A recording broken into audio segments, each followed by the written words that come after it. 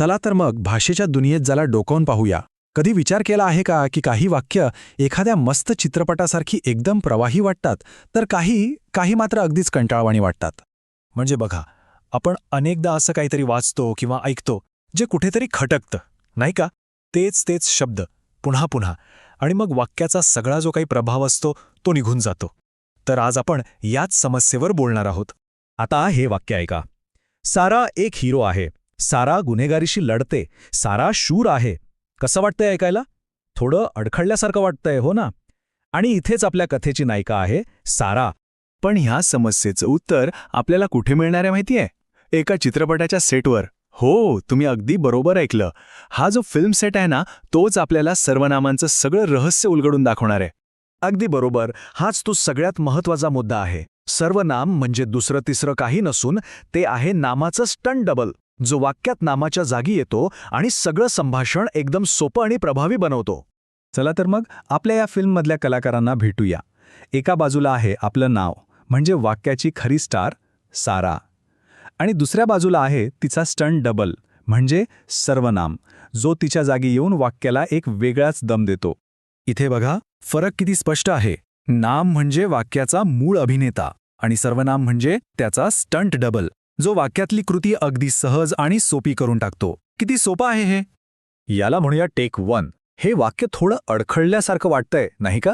याच्यात नक्कीच काहीतरी बदल करायला हवा. आणि ॲक्शन. आता बघा, आपला स्टंट डबल सेटवर आला आणि वाक्य किती सहज आणि दमदार झालं. ती आणि तिला या सर्वनामांनी सारा या नामाची जी पुनरावृत्ती होत होती ती पूर्णपणे टाळली. आता हे वाक्य ऐकायला किती छान वाटतंय. एक गोष्ट लक्षात आली का? या चित्रामध्ये रंगांचा किती हुशारीने वापर केलाय. नाम म्हणजे सारा गुलाबी रंगात आहे आणि त्याची जागा घेणारी सर्वनामे ती आणि तिला हिरव्या रंगात दाखवली आहेत. म्हणजे कोण कोणाची जागा घेतंय हे लगेच समजतं. चला आता जरा दिग्दर्शकाच्या नोट्स बघूया. म्हणजे व्याकरणातला नियम तो अगदी सोपा आहे. सर्वनाम हे नामाच्या जागी वापरलं जातं, जेणेकरून वाक्यात शब्दांची पुनरावृत्ती टाळता येते. तर महत्त्वाचं म्हणजे असे अनेक स्टंट डबल्स आहेत जे आपल्या वाक्यांमध्ये उडी घ्यायला अगदी तयार असतात. जसं की तो, ती, ते, आम्ही, तुम्ही, मी. ही यादी तशी खूप मोठी आहे. पण थांबा, इथे एक प्रश्न निर्माण होतो. समजा एकाच वाक्यात 2-3 पात्र असतील, तर आपला स्टंट डबल नक्की कोणासाठी काम करतोय हे कसं ओळखायचं? यामुळे तर गोंधळ होऊ शकतो, नाही का? यावर आपण चला मंडळी, आज आपण व्यक्तिवाचक सर्वनामांच्या जगात जाणार आहोत, पण एका अगदी वेगळ्या फिल्मी स्टाईलने. चला मग सुरू करूया ही धमाल गोष्ट. इमॅजिन करा, एका मोठ्या पिक्चरचा सेट आहे. सगळीकडे धांदळ उडाली आहे. पण प्रॉब्लेम असा आहे की स्क्रिप्टमध्ये काहीतरी मोठी गडबड आहे. संवाद ऐकायला खूपच विचित्र आणि रटाळ वाटतायत. पण थांबा, काळजीचं काही कारण नाही, कारण लवकरच काही खास हिरोंची एंट्री होणार आहे ही सगळी परिस्थिती सांभाळायला. ओके, तर गोष्ट पुढे नेण्याआधी आपण त्या मूळ समस्येलाच नीट समजून घेऊया. म्हणजे नक्की प्रॉब्लेम तरी काय आहे या सेटवर? इथे बघा, डायरेक्टरचं डोकं फिरलंय असं दिसतंय. आणि का नाही फिरणार? कारण डायलॉग्समध्ये एकच शब्द परत परत येतोय, ॲक्टर, ॲक्टर्स. हे सारखं ऐकून संवाद एकदमच बोरिंग आणि विचित्र झालाय. आता हे वाक्य जरा ऐका. तो मजबूत ॲक्टर उभा आहे, तो वेगवान ॲक्टर उभा आहे. ते ॲक्टर्स एकत्र थांबले आहेत. कसं वाटतंय ऐकायला? एकदमच अस्वाभाविक, नाही का? असं वाटतंय जसं काहीतरी मिसिंग आहे. भाषेचा जो तो फ्लो असतो तोच गायब आहे.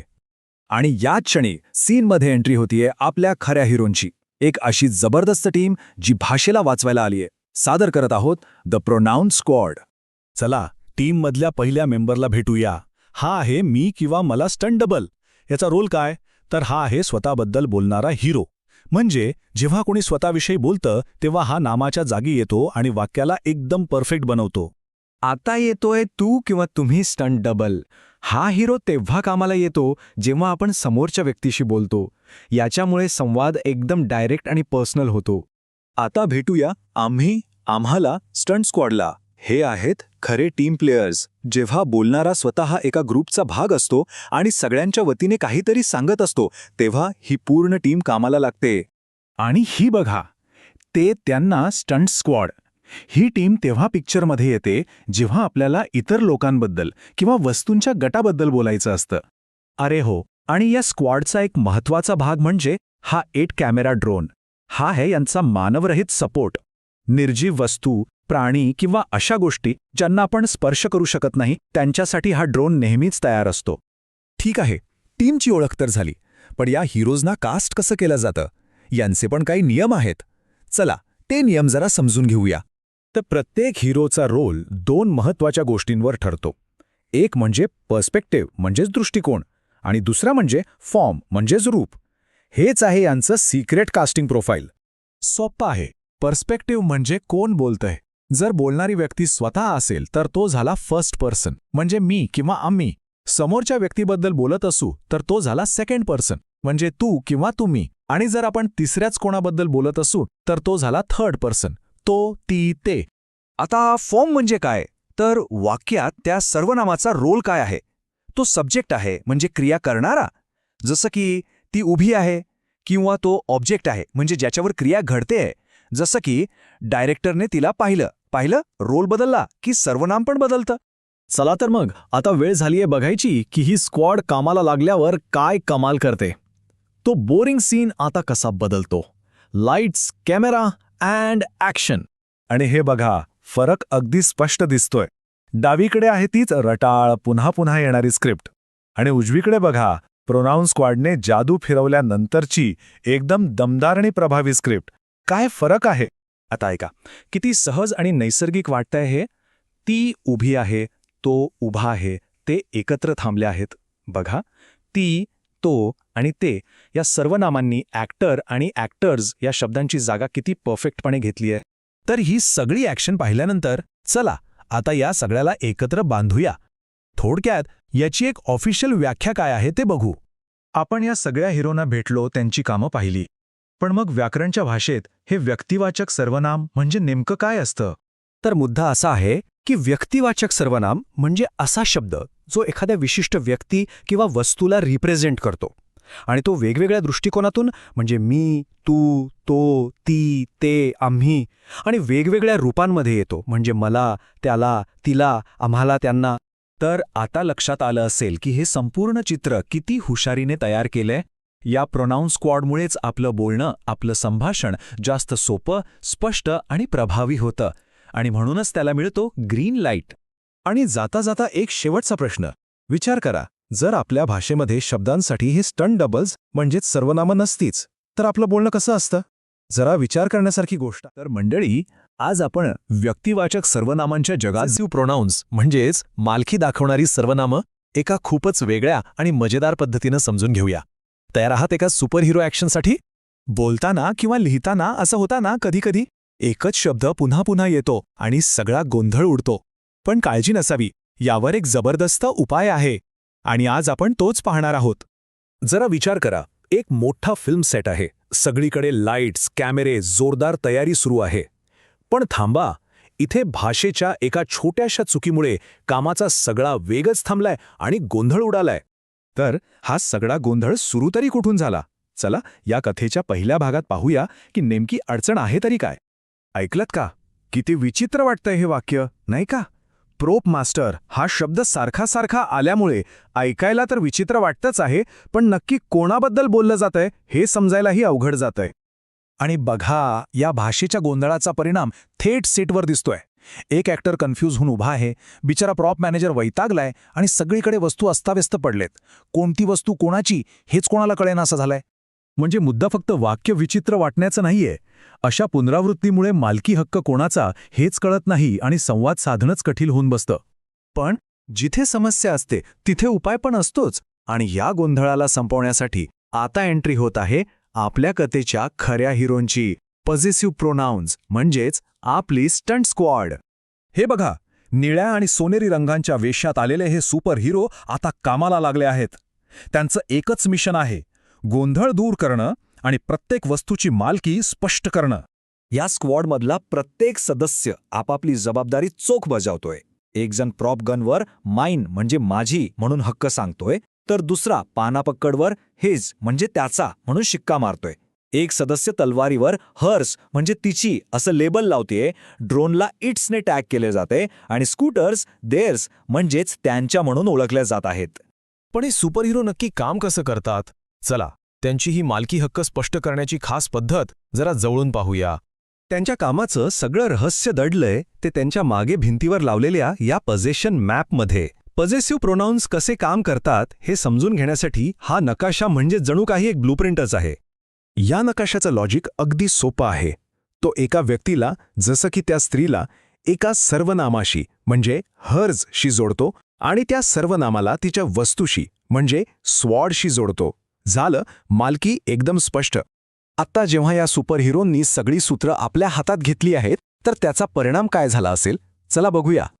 फरक तर बघा, आधीचं ते गोंधळात टाकणारं वाक्य आणि आताचं एकदम सोपं आणि सुटसुटीत वाक्य. प्रोप मास्टरचा बॉक्सऐवजी फक्त त्यांचा बॉक्स. किती मोठा आणि प्रभावी बदल आहे हा. आणि याचा परिणाम म्हणजे एक स्वच्छ, नीटनेटका आणि व्यवस्थित सेट जिथे प्रत्येक वस्तूचा मालक कोण आहे हे अगदी स्पष्ट आहे. गोंधळाची जागा आता कार्यक्षमतेने घेतली आहे. आता बघा, प्रोपी बॉक्सवर आर्स म्हणजे आमचा असं लिहिलंय, शील्डवर स्क्वॉड आणि त्या केपवर यॉर्स असं लेबल आहे. आता मालकी हक्कावरून कोणताही वाद नाही, काहीच गोंधळ नाही. तर मग या संपूर्ण कथेतून आपण काय शिकलो? चला आता या विश्लेषणाच्या अंतिम आणि सगळ्यात महत्त्वाच्या भागाकडे वळूया. तर ही आहे त्याची साधी सोपी व्याख्या. पॉझेसिव्ह प्रोनाऊन म्हणजे असं सर्वनाम जे एखाद्याच्या मालकी हक्काऐवजी वापरलं जातं. म्हणजे साराचे पुस्तक असं म्हणण्याऐवजी आपण फक्त तिचे असं म्हणतो.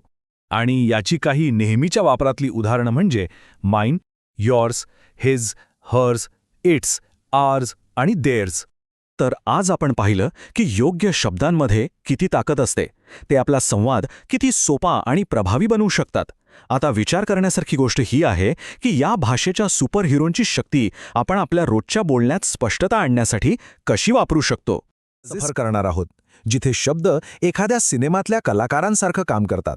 हो, आपण सर्वनामांबद्दलच बोलणार आहोत, पण एका एकदम नवीन आणि मजेशीर पद्धतीने. चला एका इंटरेस्टिंग प्रश्नापासून सुरुवात करूया. विचार करा, सुपरहिरो आणि एकदम स्पष्ट, समजायला सोप्या वाक्यांमध्ये काय साम्य असू शकतं? याच प्रश्नाच्या उत्तरात आपल्या आजच्या विश्लेषणाचं सगळं सार दडलेलं आहे. चला आपण कल्पना करूया की आपण एका मोठ्या सुपरहिरो सिनेमाच्या सेटवर आलो आहोत. काय दिसतंय? मोठे मोठे दिवे, धावणारे कॅमेरे, सगळीकडे एकच धांदल उडालेली आहे. पण विचार करा, जर इथली स्क्रिप्टच नीट नसेल, सगळा गोंधळ असेल तर मग काय होणार? सगळं काही विस्कळीत होऊन जाईल आणि इथूनच आपल्या आजच्या कथेची सुरुवात होते. तर या सगळ्या गोंधळाचं मूळ कुठे आहे ते पाहूया. इथे एक स्क्रिप्ट सुपरवायझर आहे. तिच्या चेहऱ्यावरचा वैताग तुम्ही बघू शकता. तिची अडचण काय आहे? तिला प्रत्येकाला वेगवेगळ्या स्पेसिफिक सूचना द्याव्या लागतायत. त्यामुळे कामात काही ताळमेळच बसत नाहीये. आणि गंमत म्हणजे तिची समस्या तिच्याच शब्दांमधून आपल्याला कळते. ती काय म्हणतीये? ॲलेक्सने हे करावं, बेनने ते करावं. म्हणजे बघा, अशा सूचनांमुळे कम्युनिकेशन पूर्णपणे तुटलेलं दिसते. कुणाचाच कुणाशी समन्वय नाही. आता जरा दिग्दर्शकाच्या बाजूने विचार करूया. तो सुद्धा याच गोंधळात अडकलाय. प्रत्येक कलाकाराला एक एक करून बोलवल्यामुळे कामाचा ताण वाढत चाललाय. तो विचारतोय, एखाद्याकडे जास्तीचा केप आहे का? पण हे एखाद्यापर्यंत पोहोचणं किती अवघड झालंय बघा. तर सगळ्यात मोठा प्रॉब्लेम हा आहे की शब्दांची सारखी सारखी पुनरावृत्ती होते आणि भाषा इतकी गोंधळात टाकणारी आहे की अख्खा सीनच विस्कळीत झालाय. हेच आपल्याला इन्फोग्राफिकच्या बिफोर म्हणजे आधीच्या स्थितीत दाखवलंय. ठीक आहे, आता या कथेत एक महत्त्वाचं वळण येतंय. एका बाजूला आहे सगळा गोंधळ आणि दुसऱ्या बाजूला त्यावरचा उपाय. चला तर मग बघूया या समस्येवर एक साधं सोपं पण एकदम प्रभावी उत्तर कसं मिळतं. आणि हे बघा, हा आहे तो उपाय. दिग्दर्शक आता काय करतोय? तो सगळ्या कलाकारांना एकच सामान्य पण स्पष्ट सूचना देतोय. यामुळे होते काय की वैयक्तिक गोंधळ टाळला जातोय आणि सूचना सगळ्यांपर्यंत एकाच वेळी पोहोचतेय. आता या शब्दांची जादू बघा. फक्त प्रत्येकाला आणि सर्व काही या 2 शब्दांनी अख्खी सूचना किती सोपी आणि स्पष्ट केली. हीच आहे ती अनिश्चित सर्वनामे म्हणजे इनडेफिनेट प्रोनाउन्स. ती गोंधळ दूर करून कामात एक सुसूत्रता आणतात. आणि या नव्या स्पष्टतेचा परिणाम थेट अपडेटेड स्क्रिप्टवर दिसतोय. आता स्क्रिप्ट एकदम छोटी, सुटसुटीत आणि प्रभावी झाली आहे. वाक्यांमध्ये आता तीच अनावश्यक पुनरावृत्ती अजिबात नाही. म्हणजे मुद्दा असा आहे की एका छोट्याशा बदलामुळे म्हणजे गटासाठी फक्त एकाच शब्दाचा वापर केल्याने सेटवरच्या संवादात कमालीची सुधारणा झाली. यातून आपल्याला कळतं की एक साधा बदल भाषेला किती प्रभावी बनवू शकतो. चला आता या संकल्पनेच्या थोडं आणखी खोलात जाऊया. ही स्लाइड आपल्याला जनरल स्क्वॉड मॅप दाखवते. इथे वेगवेगळ्या प्रकारच्या कास्टिंग कॉल्स किंवा आपण म्हणू शकतो अनिश्चित सर्वनामांच्या श्रेणी दिल्या आहेत. हा नकाशा म्हणजे जणू दिग्दर्शकाचे पर्यायच आहेत. सर्व म्हणजे जेव्हा त्याला सगळ्या कलाकारांना एकत्र बोलवायचे आहे. कोणीही नाही म्हणजे जेव्हा सीनमध्ये कोणाचीही गरज नाही. आणि काहीतरी म्हणजे जेव्हा त्याला एका अनिर्दिष्ट गोष्टीची म्हणजे समजा एखाद्या प्रॉपची गरज आहे. हे चित्र तर या संकल्पना एकदम मस्त स्पष्ट करतं. बघा, डावीकडे प्रत्येकजण ह्या एका शब्दाने सगळे हिरो एकत्र आलेत आणि उजवीकडे IT ड्रोनला काहीही नाही, नथिंग सापडत आहे, जे वगळण्याची क्रिया दाखवत आहे. आत्तापर्यंत आपण संवादातील स्पष्टतेबद्दल बोललो. चला आता भाषेतील आणखी एका गंतीकडे वळूया. या हिरोच्या बुटावर एक लेबल आहे, स्वतः स्वच्छ होणारा बूट. हे आपल्याला अशा क्रियेकडे घेऊन जातंय जिथे क्रिया करणारा आणि ज्याच्यावर क्रिया होतीये ते एकच आहे. व्याकरणात यालाच रिफ्लेक्सिव्ह प्रोनाऊन किंवा आत्मवाचक सर्वनाम म्हणतात. म्हणजे काय तर जेव्हा क्रिया कर्त्याकडे परत रिफ्लेक्ट होते किंवा परावर्तित होते तेव्हा या सर्वनामांचा वापर केला जातो. याचं एक सोपं उदाहरण म्हणजे तो हिरो त्याचे बूट स्वतः स्वच्छ करतो. यातला स्वतः हा शब्द काय दाखवतो? तो दाखवतो की स्वच्छ करण्याची क्रिया कर्त्यावरच होत आहे. हेच या विशेष प्रकारच्या सर्वनामाचं वैशिष्ट्य आहे. तर आपण आतापर्यंत जे काही शिकलो त्याला आता एका औपचारिक व्याख्येत बसवूया. आपल्या स्रोत सामग्रीनुसार अनिश्चित सर्वनाम म्हणजे काय तर ते एक किंवा अधिक अनिर्दिष्ट व्यक्ती, ठिकाणे किंवा गोष्टींचा संदर्भ देतं. ही व्याख्या आपल्याला या शब्दांची ताकद आणि त्यांचा वापर आणखी चांगल्या प्रकारे समजायला मदत करते. ही काही मुख्य उदाहरणं आहेत. सर्व, काही, कोणीतरी, प्रत्येकजण यांसारखे शब्द आपली वाक्य सोपी आणि प्रभावी बनवतात. ही यादी लक्षात ठेवली ना तर आपला रोजचा संवाद नक्कीच अधिक सुलभ होऊ शकतो. तर मग आपण काय शिकलो? आपण एका गोंधळलेल्या स्क्रिप्टपासून ते एका स्पष्ट आणि प्रभावी सीनपर्यंतचा प्रवास पाहिला. आणि या संपूर्ण प्रवासात सर्वनामांनी भाषेच्या एका कार्यक्षम दिग्दर्शकाची भूमिका बजावली. आणि जाता जाता एक विचार करायला लावणारा प्रश्न. जशी या फिल्मसेटवरची स्क्रिप्ट सुधारली तसंच आपल्या रोजच्या संवादात अधिक स्पष्ट स्क्रिप्ट वापरून आपण कोणती परिस्थिती सुधारू शकतो यावर नक्की विचार करा. आज आपण अशा काही शब्दांबद्दल बोलणार आहोत जे म्हणजे भाषेचे खरे हिरो आहेत, पण ते पडद्यामागे राहून काम करतात. हो, बरोबर ओळखलत. आपण बोलतोय सर्व नामांबद्दल. यांच्याशिवाय आपली भाषा एकदम अडखळत चालेल. चला तर मग या पडद्यामागच्या कलाकारांना जवळून ओळखूया. जरा विचार करा, तुम्ही एका मोठ्या फिल्मचे दिग्दर्शक आहात आणि तुमच्या हातात अशी स्क्रिप्ट आलीय. किती कन्फ्युजिंग वाटते नाही का? प्रत्येक वेळी तेच नाव, तीच गोष्ट, सारखी पुनरावृत्ती. ऐकायला पण कसं तरी वाटतं. नक्कीच हे असं होतं कारण आपल्याकडे योग्य शब्द जागेवर नसतात आणि हा गोंधळ आपल्याला आपल्या रोजच्या बोलण्यातही कधीकधी जाणवतो. पण थांबा, यावर एक मस्त आणि सोपा उपाय आहे. चला तर मग भाषेला एका वेगळ्या नजरेने पाहूया.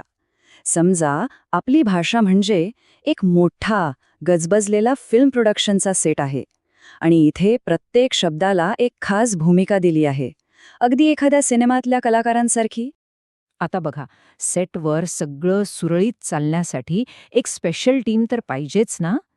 एक अशी टीम जी योग्य प्रश्न विचारेल आणि लोकांबद्दल बोलताना प्रत्येक वेळी त्यांचं नाव घेणार नाही. ही टीमच सेटवरचा सगळा गोंधळ टाळते.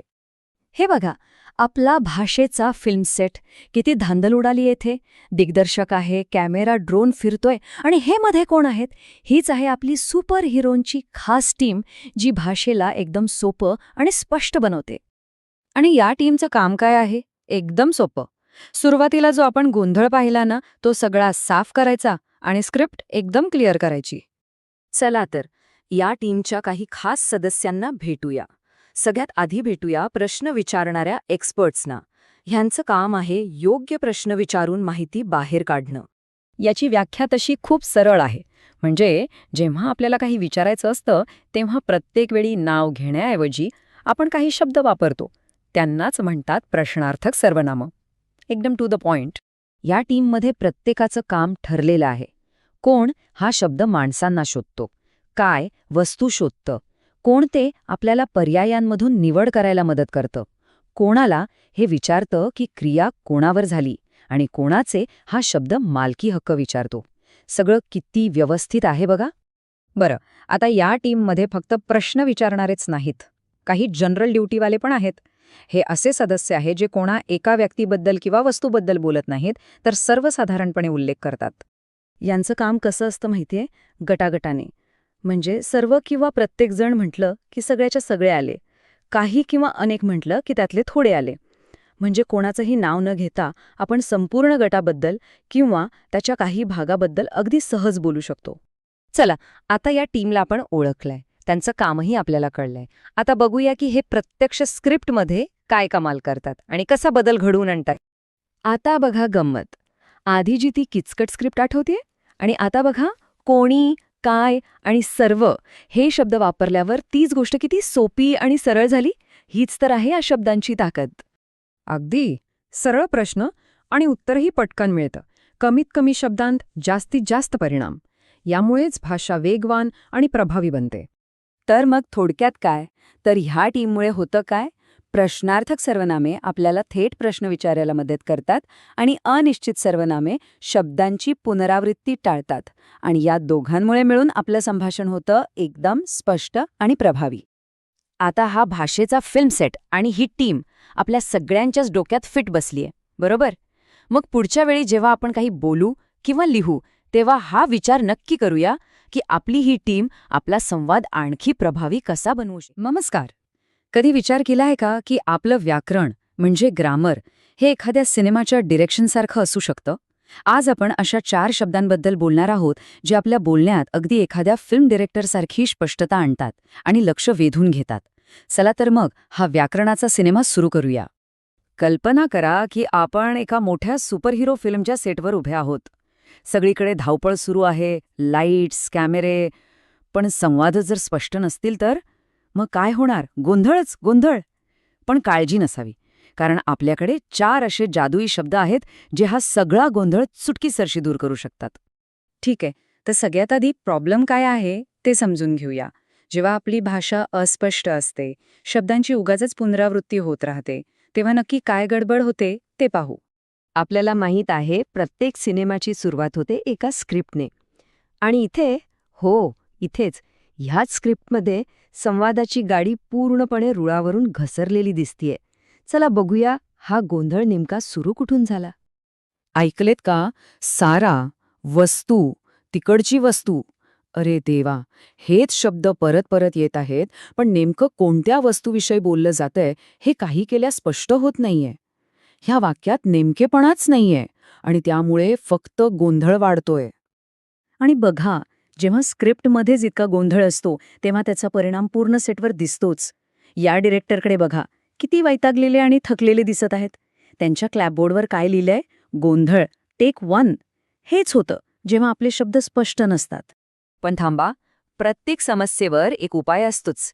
आणि इथे आपला उपाय आहे हा अटेन्शन मॅप, म्हणजे लक्ष वेधून घेणारा नकाशा. हा नकाशा आपल्या भाषेला व्यवस्थित करून सगळा गोंधळ दूर करणार आहे. तर हा नकाशा वापरायला एकदम सोपा आहे. तो फक्त 2 साधे प्रश्न विचारतो. वस्तू किती आहेत, एक आहे की अनेक, आणि त्या कुठे आहेत, आपल्या जवळ आहेत की दूर. बस, प्रत्येक निर्देशक सर्वनाम आपल्याला याच 2 प्रश्नांची उत्तरं देतो. तर आपला पहिला शब्द आहे दिस, म्हणजेच हे, हा किंवा ही. जेव्हा एखादी एकच वस्तू आपल्या अगदी जवळ असते तेव्हा आपण दिस वापरतो.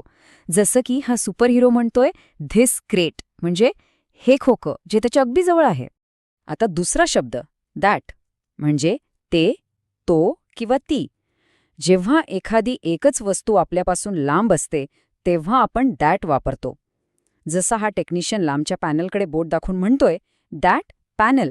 बरं, पण जेव्हा वस्तू एकापेक्षा जास्त असतील आणि जवळ असतील तेव्हा काय? तेव्हा आपण वापरतो दीज, म्हणजेच हे, ह्या, ही. या चित्रात बघा, सुपरगर्ल तिच्या जवळच्या ग्रुपच्या गणवेशांबद्दल बोलत आहे, दीज युनिफॉर्म्स. आणि आपला चौथा आणि शेवटचा शब्द दोज, म्हणजे ते, त्या, ती. जेव्हा अनेक वस्तू आपल्यापासून लांब असतात तेव्हा आपण वापरतो दोज. जसं की त्या लांब उभ्या असलेल्या स्कूटर्सवरची गर्दी, दोज स्कूटर्स. सोपं आहे की नाही? चला, आता आपल्याकडे हे 4 शक्तिशाली शब्द आहेत. आता बघूया की यांचा योग्य वापर केल्यावर काय जादू होते आणि तो सगळा गोंधळ दूर होऊन कामात कशी स्पष्टता येते. आता बघा हा फरक. डावीकडे ती गोंधळलेली स्क्रिप्ट, आणि उजवीकडे एकदम स्पष्ट संवाद. साराला ही वस्तू हवी आहे आणि ती वस्तू तिकडे आहे. किती सोपं आणि सरळ झालंय. ह्यावरूनच कळतं की योग्य शब्द निवडले की संवाद किती प्रभावी होतो. आणि हे चित्र तर सगळं काही सांगून जातंय. तो आधीचा वैतागलेला डिरेक्टर आठवतोय. त्याच्या जागी आता ही आत्मविश्वासू नायिका आहे. का? कारण आता संवाद स्पष्ट आहे, दिशा स्पष्ट आहे आणि तिच्या क्लॅपबोर्डवर अभिमानाने लिहिलंय धिस, दॅट, दीज, दोज कृतीत. चला तर मग पटकन एकदा उजळणी करूया. याला आपण डिरेक्टरच्या फायनल नोट्स म्हणूया, जेणेकरून आपला प्रत्येक संवाद अचूक आणि प्रभावी होईल. हा तक्ता म्हणजे आपल्या आजच्या विश्लेषणाचं सार आहे. धिस म्हणजे जवळची एक वस्तू, दॅट म्हणजे दूरची एक वस्तू, धीज म्हणजे जवळच्या अनेक वस्तू आणि दोज म्हणजे दूरच्या अनेक वस्तू. हा तक्ता लक्षात ठेवला की गोंधळ होण्याची शक्यताच नाही. आणि आता शेवटी याची एक अचूक व्याख्या. निर्देशक सर्वनाम म्हणजे काय? तर हे असं सर्वनाम आहे जे एका विशिष्ट गोष्टीकडे बोट दाखवतं आणि त्याचबरोबर ती गोष्ट जवळ आहे की दूर, एक आहे की अनेक, हे अगदी स्पष्टपणे सांगतं. तर आता आपल्या सगळ्यांच्या हातात भाषेच्या दिग्दर्शनाची सूत्र आली आहेत. आपल्याकडे संवादात स्पष्टता आणण्याची एक जबरदस्त शक्ती आहे. मग आता विचार करा, ह्या शक्तीचा वापर करून आपण लोकांचं लक्ष नक्की कोणत्या गोष्टीकडे वेधणार आहात?